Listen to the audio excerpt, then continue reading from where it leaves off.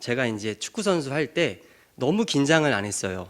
그래서 친구들은 이렇게 기도하고 막 이러더라고 시합할 때. 저는 그 시간에 뭘 했냐면은 거울을 봤어요.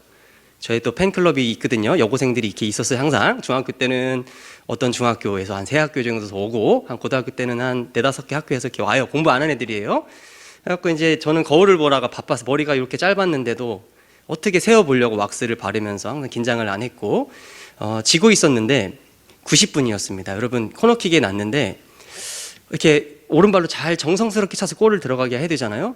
저는 왼발로 한번 차봐야 되겠다 해가지고 제가 딱 왼발로 찼는데 아웃돼서 끝났습니다. 그래가지고 감독님한테 엄청 맞았던 그런 일들도 있습니다.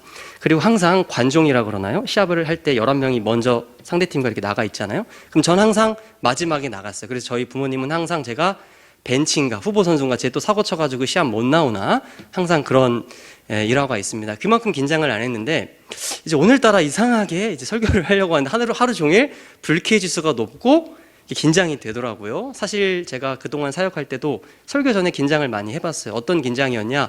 너무 잘할까봐 긴장을 했었는데 너무 잘하면 안 되는데 한 80%만 보여줘야 되는데 이랬는데 오늘은 솔직하게 조금 긴장되니까 물 한 잔 마시고 담대하게 즐겁게 행복하게 말씀을 전해보도록 하겠습니다. 할렐루야.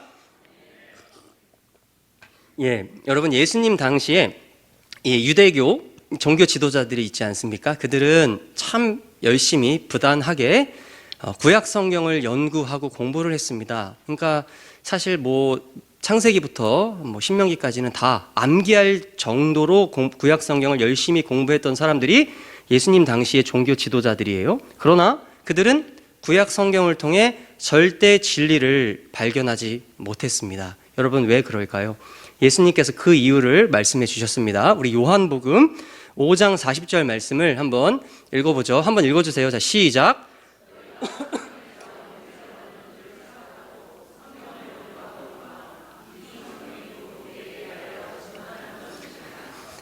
아멘. 예수님께서 직접 말씀하신 거예요.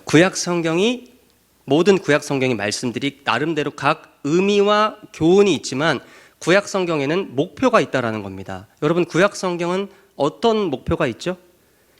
바로 성자 하나님이신 예수 그리스도를 바라보게 하고 고대하게 하고 기다리게 하는 목표로 이 땅에 주어진 하나님의 말씀이 바로 구약 성경이라는 거예요. 그래서 창세기 1장에 하나님께서 태초에 천지를 창조하시는데 무엇으로 창조하시죠? 말씀. 그런데 요한복음 가보니까 이 말씀이 곧 누구더라? 예수님. 그래서 사도 바울이 만물 중에 예수님 없이는 지은 바 된 게 하나도 없다라고 말씀을 한 겁니다. 창세기 3장 15절에 사탄의 머리를 부수실 분이 누구예요? 여인의 후손인데 예수님이죠. 창세기 1장에도 나오고 3장에도 나오고 모세와 다윗과 모든 선지자들이 늘 고대했던 분이 누굽니까? 예수 그리스도, 유일한 구원자라는 거예요. 자, 그런데 구약 성경은 예수님만 고대하게 하는 게 아니라 두 가지를 우리에게 더 고대하게 만들어 줍니다. 한번 따라해 보겠습니다. 그중 첫 번째입니다. 자, 따라해 보겠습니다. 하나님 나라. 구약 성경은 우리에게 하나님 나라를 바라보게 하고 소망하게 하고 또 기다리게 한다라는 거예요. 자, 우리 하나님의 말씀 한 번에 3구절이 나올 텐데요. 한 절씩 제가 읽어드리면서 설명을 드리도록 하겠습니다. 제가 읽어드릴게요. 열왕기상 4장 20절입니다. 유다와 이스라엘의 인구가 바닷가에 모래같이 많게 되매 먹고 마시며 즐거워하였더라. 다윗과 솔로몬 시대에 여러분 하나님 나라가 가나안 땅에 임했습니다. 그런데 어떻게 됐대요? 하나님 나라가 가나안 땅에 임하니까 이 하나님 나라는 또 말씀 놔둬주시면 됩니다. 제가 하나씩 설명드릴 거예요. 하나님 나라가 이 땅에 시간 많으시죠? 여러분 빨리 가실 거 아니죠? 천천히 찬양 안 하니까 오늘. 하나님 나라가 이 땅에 임하니까 하나님 나라의 백성들이 마지막에 어떻게 했대요? 즐거웠다는 거예요. 그러니까 이 나라는 천국을 바라보게 해주는데 천국의 그림자 혹은 모형인데 하나님 나라는 어떤 나라다? 즐거운 나라다. 기쁜 나라라는 거. 그 맛을 이 다윗과 솔로몬 시대의 이스라엘 백성들이 봤다는 겁니다. 하나님 나라의 그 맛을 먼저 경험을 했다라는 거예요. 두 번째, 솔로몬이 사는 동안에 유다와 이스라엘이 단에서 최북단입니다. 부엘세바 최남단까지 이르기까지 각기 포도나무 아래와 무화과 나무 아래에서 평안히 살았더라. 여러분, 저기서 평안은 뭐예요? 한번 따라해 볼까요? 샬롬. 하나님 나라의 특징 중 하나, 샬롬이라는 겁니다. 샬롬이 뭐예요? 평온한 상태, 결핍이 없는 든든한 상태, 걱정할 것이 아무것도 없는 상태. 이 평안의 나라가 다윗 시대에 임했고 그 평안을 다윗과 솔로몬 시대의 이스라엘 백성들이 누렸다라는 거죠. 여러분 뭘 보여주는 거예요? 훗날 우리가 들어가게 될 하나님의 나라가 어떻다라는 거예요? 즐겁고 기쁠 뿐만 아니라 평안이 충만함으로 역사하는 그 나라, 하나님 나라라는 겁니다.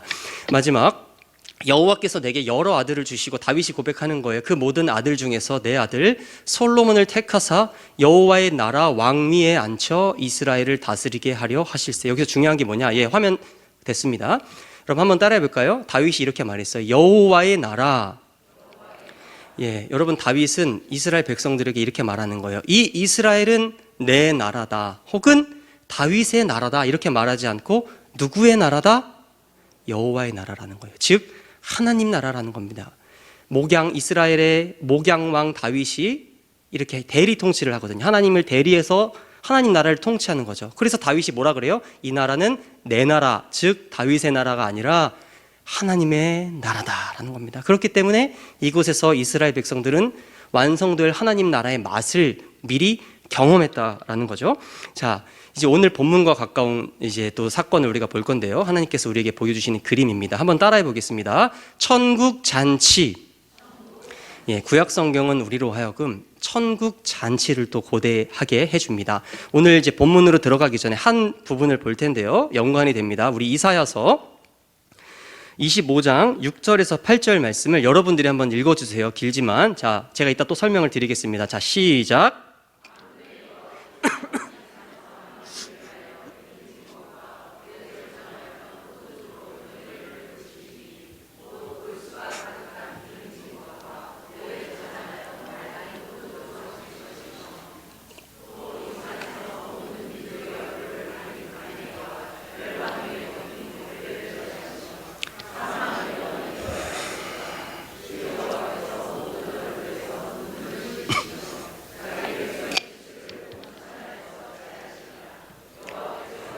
말씀하셨느니라. 아멘. 여러분 이게 뭐냐면요, 하나님의 식탁입니다. 하나님의 식탁. 그러니까 하나님께서 이사야 선지자에게 어떤 말씀을 주셨냐면요, 이사야야, 나중에 내가 식탁을 열겠다. 어떤 식탁이에요? 식탁이 어디에서 열려요? 천국 잔치를 열어주는데 천국 잔치 속에 하나님의 식탁이 있다라는 거. 포도주로 연회를 베풀리니예요. 그러니까 하나님께서 이사야에게, 이사야야, 이스라엘 백성들이 훗날 내 나라 안에 들어와서 또 내 나라 안에서도 천국 잔치가 임하는데 거기서 내가 식탁을 열어주겠다, 연회를 베풀어 주시겠다 말씀을 한 거예요. 그런데 대상이 누구냐면 이사야야, 이스라엘뿐만 아니라 만민이다. 그러니까 이방인들도, 하나님의 선민인 이스라엘 사람들뿐만 아니라 이방인들도 훗날 예수 그리스도를 믿고 예수 그리스도를 영접하면 하나님께서 뭐라 말씀하셨냐? 그 이방인들도 내 나라에서 열리는 잔치에서 내가 차려주는 식탁에서 나와 함께 무엇하겠다?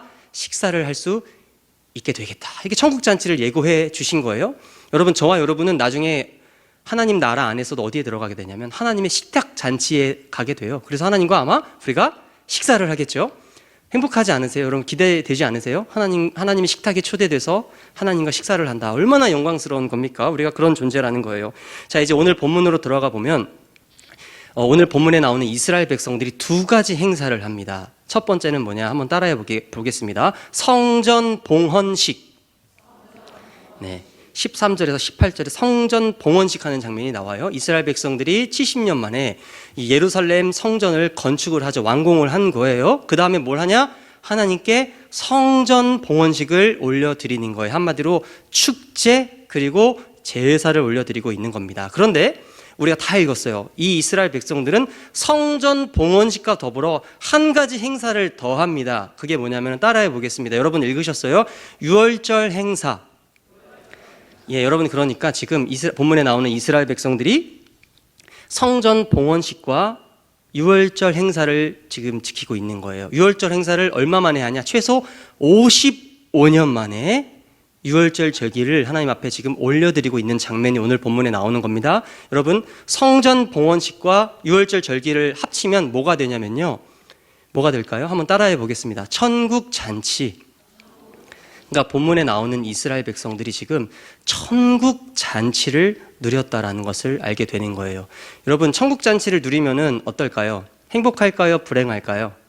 행복하겠죠. 자, 우리 이들의 상태, 천국 잔치를 누리는 이 사람들의 상태를 한번 보겠습니다. 22절 상반절 한번 읽어주세요. 자, 시작.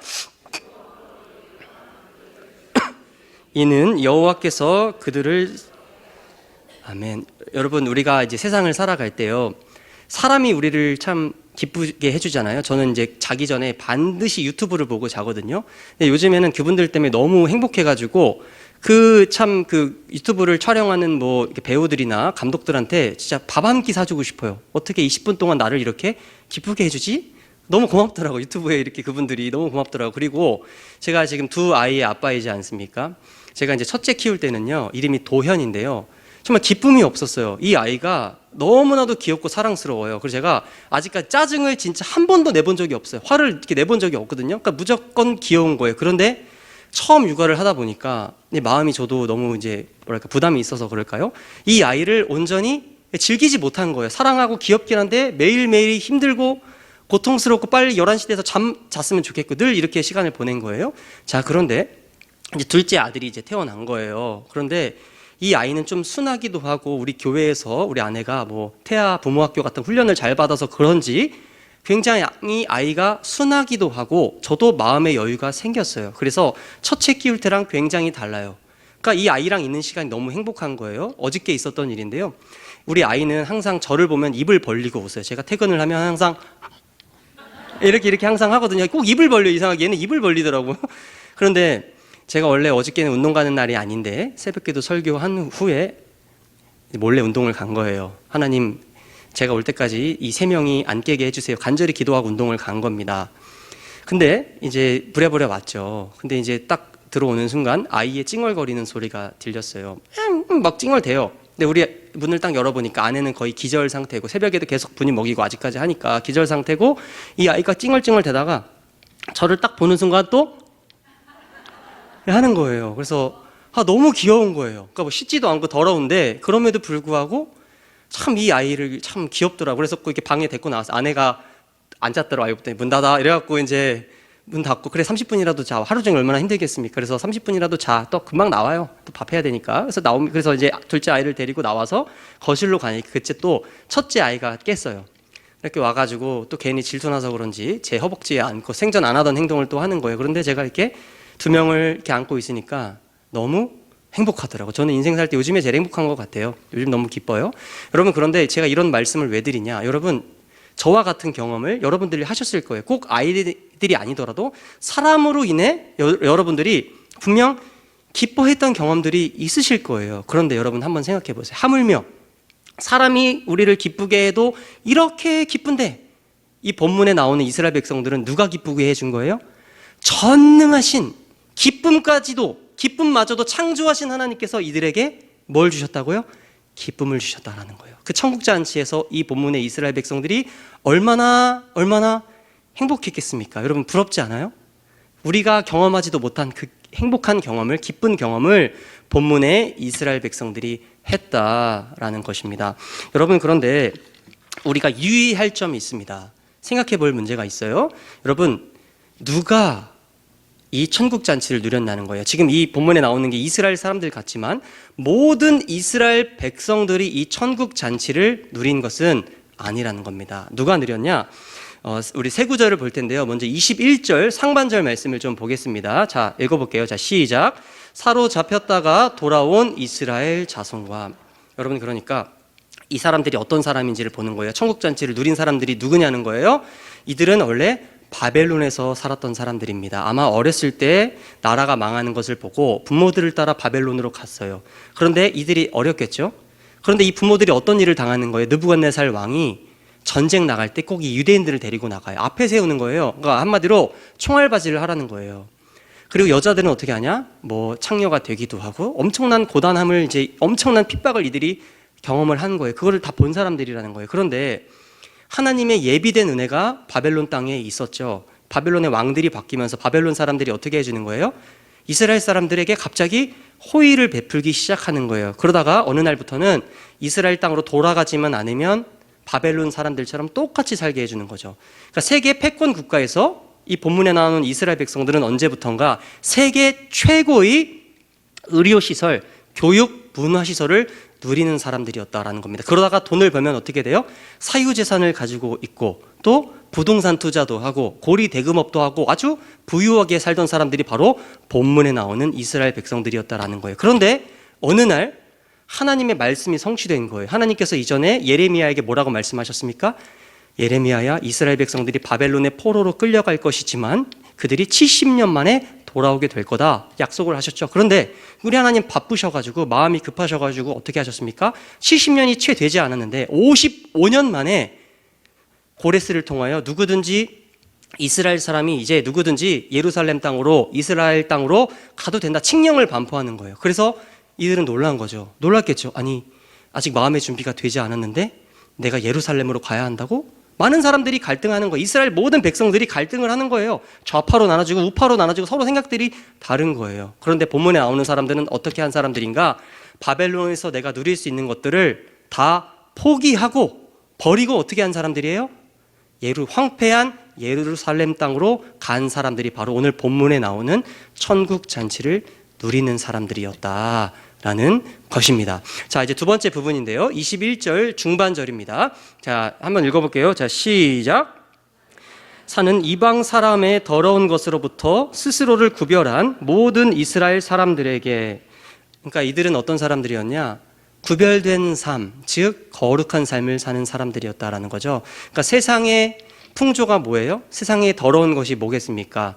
뭐 돈, 뭐 명예, 뭐 쾌락이 될 수 있겠죠. 그러나 이들은 세상이 추구하는 돈과 명예 그리고 쾌락을 추구하지 않고 무엇을 추구했다? 하나님의 말씀을 읽고 이 말씀대로 사는 것을 추구하는 거룩한 사람들이었다라는 것입니다. 그 사람들이 본문에서 천국 잔치를 누렸다라는 거예요. 자, 마지막 부분입니다. 자, 6장 15절 말씀 한번 읽어보세요. 자, 시작.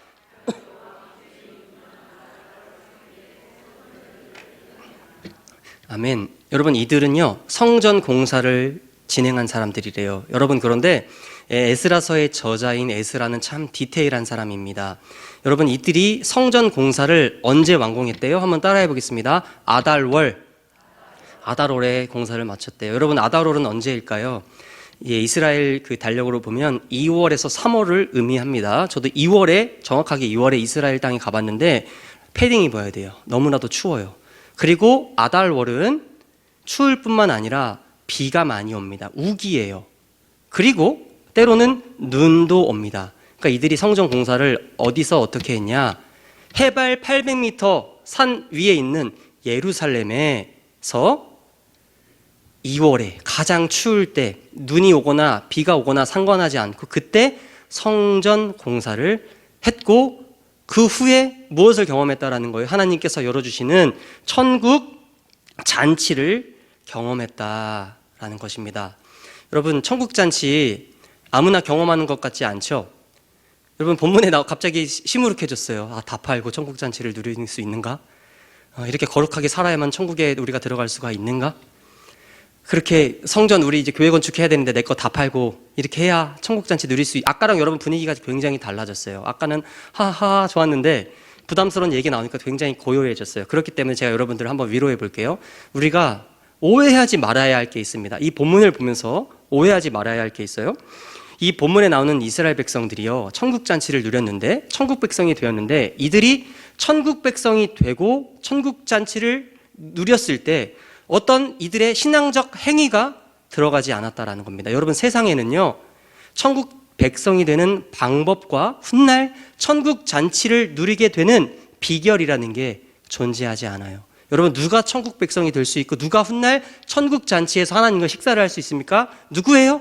주님의 은혜가 임하는 사람이죠. 그러니까 이 본문에 나오는 사람들도 이미 천국 백성이 된 거예요. 주님의 은혜로 천국 백성이 되었는데 어떻게 하다 보니까 이렇게 고생을 한 이후에 천국 잔치를 누리게 되었다라는 거죠. 이미 천국 백성이 되었지만 시점적으로 고생을 한 이후에 비로소 천국 잔치를 이들이 누리게 되었다라는 라는 것입니다.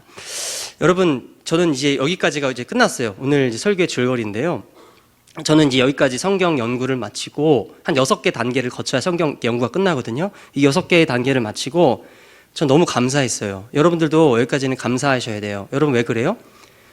이 사람들과 저와 여러분에게는 명확한 공통점 한 가지와 차이점이 있는데 무슨 공통점이 있어요? 이 본문에 나오는 사람들도 그렇고 저와 여러분들도 그렇고 우리는 주님의 은혜로 천국 백성이 됐다라는 거죠. 어떻게 뭐 열심히 해서 천국 백성이 된 게 아니라 주님의 은혜가 임했기 때문에 우리 모두가 천국 백성이 됐다라는 거예요. 그리고 이 본문에 나오는 사람들은 여기서부터 차이가 나는데 시점적으로 고생을 한 이후에 천국 잔치를 누렸다라는 거예요. 근데 여러분 우리는 어때요? 이미 천국 백성이 되었고 훗날 우리는 무엇을 누리게 될 거예요? 천국 잔치를 우리 모두가 누리게 될 거예요. 여기에서 천국 잔치 못 누리실 분 한 분도 안 계세요. 우리 모두는 성전 공사 안 해도 엄청난 무슨 뭐 집 팔고 땅 팔고 차 안 팔아도 우리는 어떻게 되는 거예요? 훗날 천국 잔치를 누리게 된다고요. 그래서 제가 이걸 딱 보면서 하나님 너무 감사합니다. 본문에 나오는 이스라엘 백성들은 정말 너무나도 고생한 이후에야 비로소 천국 잔치를 경험했는데 하나님 저는 주님의 은혜로 천국 백성이 되었을 뿐만 아니라 이들처럼 뭐 있는 것도 없지만 다 팔지 않아도 훗날 천국 잔치를 누리게 해주셔서 주님 너무 감사합니다. 제가 이렇게 하나님과 대화를 나눴답니다. 여러분 제가 지금 어때 보여요? 진짜 감사해 보이지 않나요? 너무 기뻤어요. 나는 고생하지 않아도 주님의 은혜로 천국 잔치 누리게 되니까 너무나도 기쁘다 할렐루야 막 너무 이렇게 감격을 한 거예요. 그런데 반전이 있죠. 다 예비를 하신 것 같아요. 우리 하나님은 항상 저를 가만히 내버려 두시지를 않습니다. 우리 하나님은 항상 꼭 그래요. 여러분 혹시 여러분들 성격 유형 테스트 이런 거 해보셨죠? MBTI 같은 거 해보신 분들 여기 많이 계실 거예요. 저는 이제 ENTJ인데요.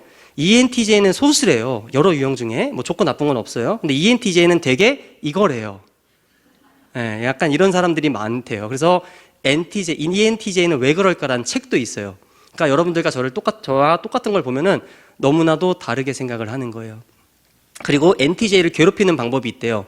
저를 여러분들이 어떻게 괴롭히면 되냐면은 아무것도 못하게 하면 힘들대요. 일을 많이 주는 거 이런 건 안 힘든데 아무것도 못하게 가둬두면은 너무 힘들대요. 제 성격이 그래요. 아무것도 안 하는 게 더 힘들어. 이거 하고 싶은데 이렇게 한번 벌려보고 싶은데 안 될 때 너무 이제 답답하고 힘이 든 거예요. 가뜩이나 이런 ENTJ인 저에게 제가 막 감사하고 있을 때 하나님께서 찾아오신 거예요. 그리고 뭔가를 기억나게 하셨어요. 그렇게 이렇게 말씀을 주시더라고요. 순이라 그래 천국 백성이 되는 방법은 이 세상에 존재하지 않는다.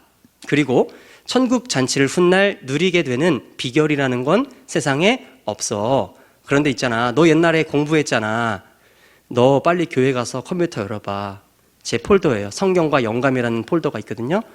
거기 보면은 네가 이렇게 저장을 해놨어. 천국 백성의 모습. 이게 파일명이에요. 그거 열어봐. 딱 말씀을 주시더라고요. 그래서 제가 밤에 교회 와갖고 왔어요. 열어봤어요. 여러분 천국 백성이 되는 방법과 훗날 천국 잔치를 누리게 되는 비결은 없지만 하나님께서는 성경에 뭘 기록해 두셨냐? 이미 천국 백성이 된 사람과 훗날 천국 잔치를 누리게 될 사람의 모습은 존재한다라는 거예요. 그 모습을 성경에 기록해 두셨고 그 롤 모델들이 누구인지도 기록을 해두신 거예요. 제가 옛날에 이걸 공부를 다 해놨고 메모까지 정확하게 해놓은 거예요. 여러분 마태복음 11장 우리 12절을 한번 읽어보도록 하겠습니다. 자, 시작. 아멘. 여러분 이 구절 여러분 아마 거의 모든 분들이 이렇게 이해하실 거예요. 천국은 침노하는 거래. 그러니까 열심히 기도하고 주님 막 찾고 이러면은 천국 내 거 된대. 여러분 이렇게 알고 계시죠? 저도 그렇게 설교를 몇 번 했고 항상 이런 설교를 들어왔어요. 여러분 그런데 이건 잘못된 해석입니다. 헬라어적으로도 많지 않고 예수님께서 그런 의미로 주시는 게 아니에요. 자, 먼저 침노를 당하다. 우리 화면 한번 띄워주실까요? 자, 침노하다. 이게 마태복음에 기록된 침노하다에 해당하는 헬라어가 바이조라고 하는데요. 저게 뭐냐면 폭력을 가하다 그리고 폭행하다라는 거예요. 그러니까 헬라어 순으로 보면 예수님께서 이렇게 말씀하신 것 같아요. 얘들아, 천국이 폭행당할 것이다. 예, 그 구절 아니에요. 예, 폭행을 당할 것이다. 이렇게 말한 것처럼 보여요. 여러분, 한번 생각해 보세요. 천국이라는 게 공간이잖아요. 이게 폭행을 당할 수가 있나요? 예수께서 이렇게 말씀하셨을까요? 아니라는 거예요. 예수님께서 어떤 의미로 이 말씀을 우리에게 주셨냐면, 얘들아, 천국의 주인인 나는 곧 폭행을 당하게 될 것이다. 그런데 나뿐만 아니라 천국의 대표인 세례 요한이 폭력을 당할 것이다.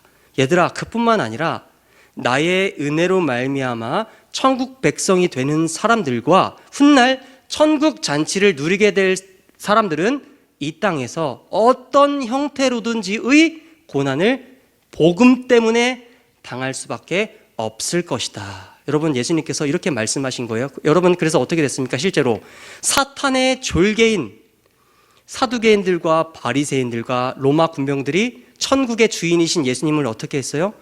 폭행했죠. 죽였죠. 천국의 대표인 세례 요한이 어떤 일을 당했습니까? 사탄의 꼬봉이라고 할 수 있는 헤롯 안티파스에게 참수형을 당했습니다. 천국의 주인과 대표가 이렇게 고통을 당했고, 그 후로 예수님 당시뿐만 아니라 지금까지 누구든지 천국 백성이라면 이런 일을 당할 수밖에 없다라고 우리 주님께서 우리에게 말씀을 하셨다라는 것입니다. 그래서 예수님께서는 다음과 같이 말씀을 하셨어요. 마태복음 8장 34절입니다. 한번 다 같이 읽어볼게요. 자, 시작. 무리와 제자들을 불러 이르시되 누구든지 나를 따라오려거든 자기를 부인하고 자기 십자가를 지고 나를 따를 것이니라. 여러분, 주님께서 아시는 거예요.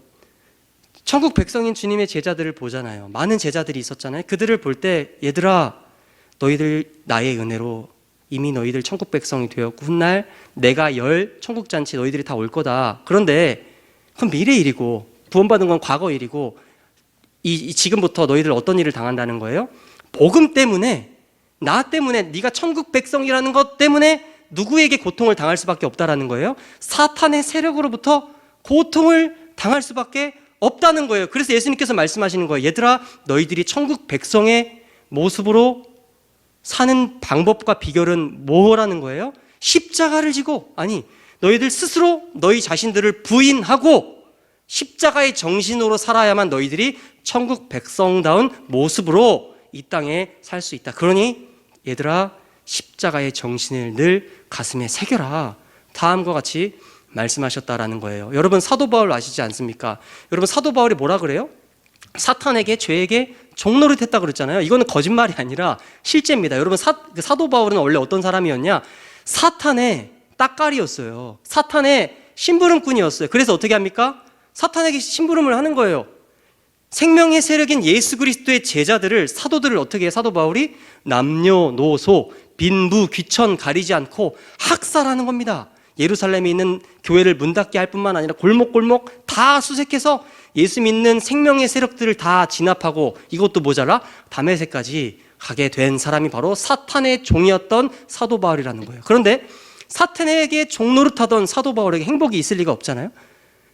늘 불행하게 살고 뭔가 결핍되게 살고 열심히 살겠죠. 열심히는 살아요. 그런데 기쁨이 없었던, 뭔가 불안하고 답답했던 사도 바울에게 예수님께서 찾아오셨습니다. 예수님께서 어떻게 찾아오셨어요?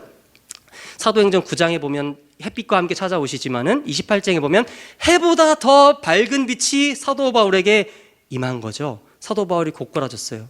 예수를 만난 거죠. 부활하신 예수를 만났죠. 사도 바울은 예수님의 제자들을 박해했는데 예수님께서는 바울아, 사울아, 사울아, 왜 너는 나를 박해하느냐 말씀을 하신 거예요. 그 다음에 우리 주님께서 어떻게 하셨습니까? 사도 바울이 3일 동안 먹지도 마시지도 않고 금식 기도를 할 때 주님께서 또 찾아가셔서 사울아, 너 괜찮아. 내가 이제 너 용서했어. 너 이제 더 이상 사탄의 종이 아니야. 너는 누구 종이야? 이제 내 종이고 너는 이제 내 아들이야. 그러니 이제 너는 사탄의 뜻을 버리고 내 뜻을 받들어서 복음을 위해 살아. 이렇게 말씀을 해주신 거예요. 그래서 여러분, 사도 바울이 이때 얼마나 감사했겠습니까? 이때부터 사도 바울은 인생의 180도 회전된 거죠. 어떻게 사는 겁니까? 이제는 천국의 대표이신 예수님처럼, 자기에게 천국을 허락해 주신 예수님처럼 이 땅에서 사는 거예요.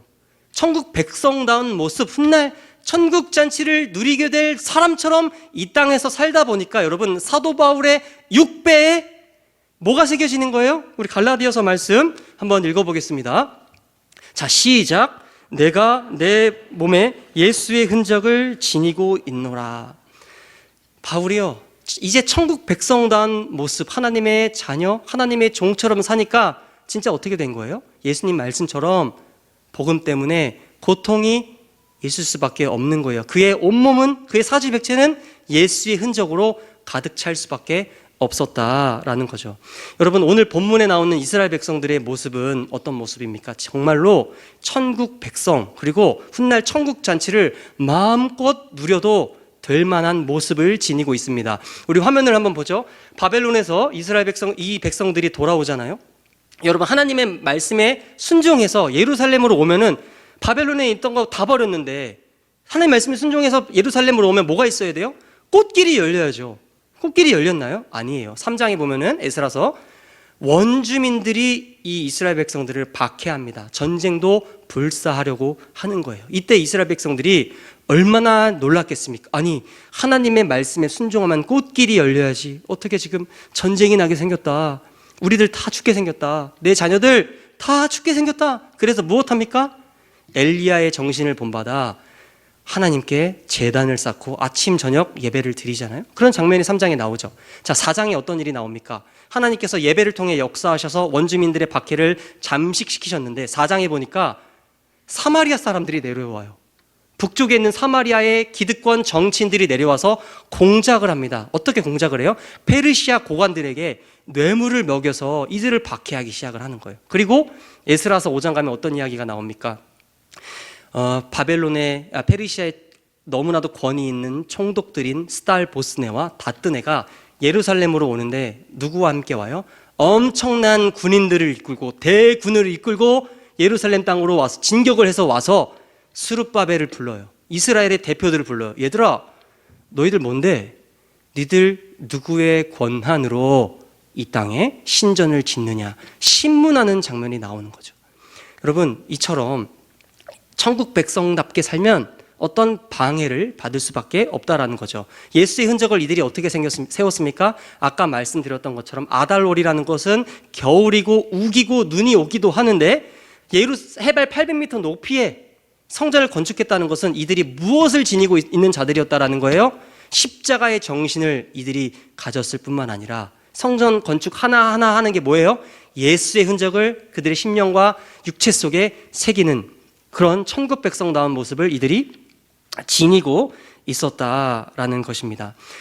사랑하는 이미 천국 백성이 되었으며 훗날 천국 잔치를 누리게 될 우리 김포제일의 성도 여러분, 말씀을 듣는 중에 여러분 좀 많은 것을 생각하게 되셨으리라 생각을 합니다. 저는 이제 어저께 밤에 있었던 일인데요. 제가 이제 설교 이렇게 마무리를 하고 항상 이제 말씀을 거울 삼아 제 자신을 이렇게 지켜봅니다.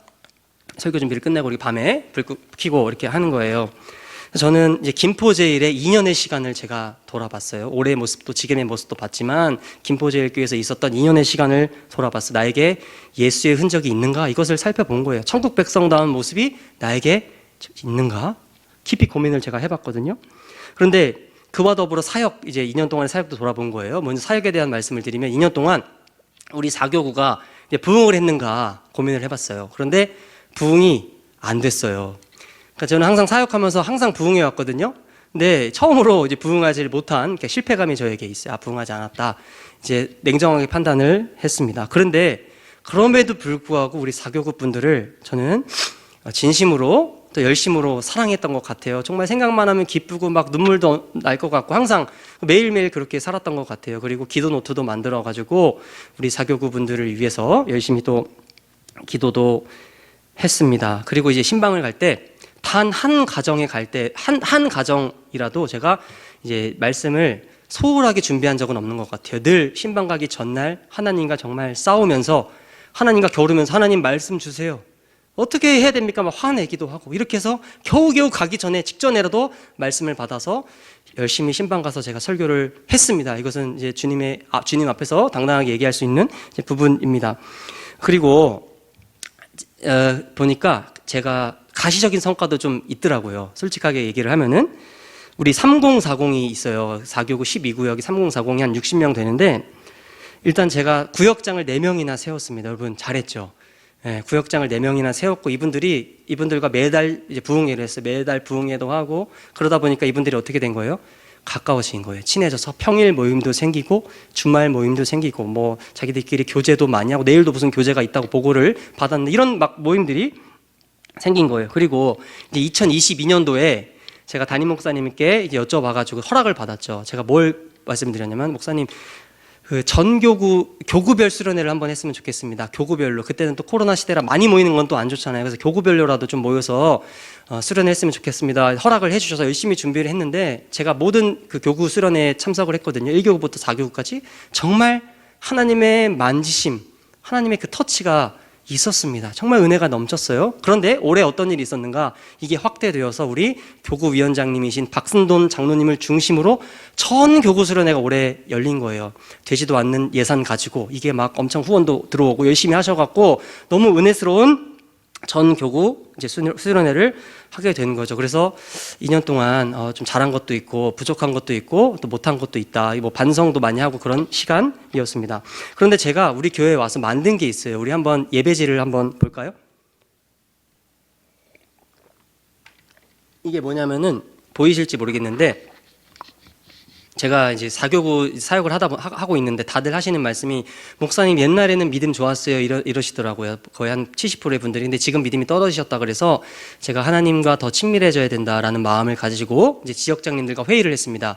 그래서 제가 모든 구역에 한번 가야 되겠습니다 했어요. 그래서 지역장님들의 동의 허락하에 이 예배지를 만들어가지고 성경 공부 교환을 만들어서 2개 구역 빼고 모든 19개 구역에 제가 갔어요. 구역 예배를 인도한 거예요. 그래서 하나님과의 친밀함이란 주제로 창세기 1장 1절에 나오는 엘로힘은 누군지, 창세기 2장 4절에 나오는 여호와는 누군지부터 쫙 공부를 했어요. 1시간 동안 공부를 하고 그 다음 페이지입니다.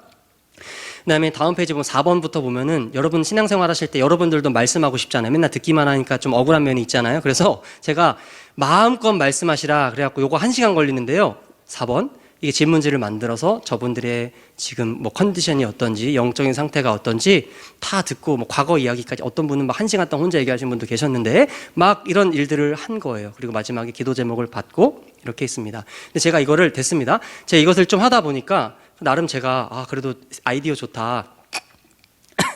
참 열심히 한다 이런 생각을 했어요. 그런데 시간이 지나자마자 이게 아니다라는 생각을 했습니다. 왜 아니다라는 생각을 했고 또 어저께는 너무 소름이 끼쳤는데 왜 그러냐? 여러분 이 모임을 하잖아요. 목요일 토요일 계속 쉬지 않고 달렸거든요. 그런데 이걸 하는데 저는 하나도 힘들지가 않아요. 오히려 제가 이 구역 모임에 가면은 뭘 받냐? 하나님의 은혜를 받는 거예요. 가장 근시안에 있었던 지난주에 그 구역 모임 화성에서 이 난로 피고 예배를 드리는데 굉장히 추워요. 예배를 드리는데 어떤 분이 자기 말씀하는 시간에 막 이렇게 얘기를 해요. 그러다가 갑자기 찬양을 막 하시는 거예요. 제 앞에서 성도님들 구역원들 앞에서 이 하루도 기도하게 하소서 이 하루도 정직하게 하소서 내가 만나는 모든 사람들에게 평안을 전하게 하소서 막 이런 찬양을 막 하시는데요. 그러니까 제가 목사니까 제가 은혜롭게 해야 되잖아요. 그러니까 제가 어떻게 하면 눈물 참느라 혼났어요. 이런 상황이 아니에요. 지금 하나님을 찬양할 수 있는 정직하게 살 수 있는 상황이 아니에요. 그럼에도 불구하고 하나님을 이토록 찬양하는 성도님을 보면서 저에게 하나님의 은혜가 막 충만하게 된 거죠. 이분뿐만 아니라 수많은 분들에게 제가 하나님의 은혜를 경험했어요. 보살필 사람들이 너무나도 많은 거예요. 병간호를 그렇게도 지극하게 하는데도 저 같으면 막 하나님을 떠날 것 같아요. 하나님 살아 계십니까?